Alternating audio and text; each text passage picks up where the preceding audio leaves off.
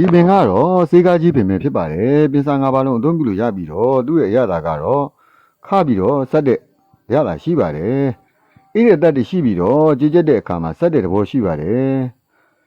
ကြည်ကျက်လွယ်စေတတ်ပါတယ်ဝမ်းမီးကိုတောက်စေတတ်ပါတယ်ဝါဖြိုးစေတတ်ပြီးတော့အပူကိုနိုင်နေစေတတ်ပါတယ်ဝင်းကိုအနှဲငယ်တက်စေပြီးတော့ပိုးနဲ့ပတ်သက်တဲ့ယောဂတွေကိုပယ်ဖျောက်စေတတ်ပါတယ်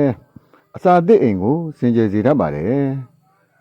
တလိမ့်နဲ့တိကျကိုနိုင်စေပြီးတော့ရင်ငတ်ယောဂနူနာယောဂအနာပေါက်နဲ့မိရဖြူ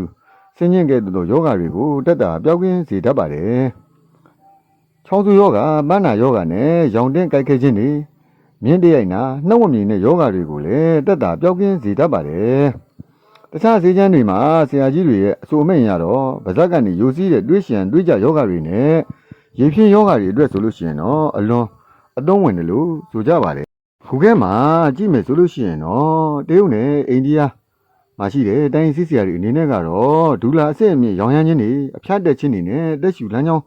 အပေါ်ပိုင်းမှာကုသရောင်ရမ်းခြင်းတွေကိုတက်တာပျောက်ကင်းစေတဲ့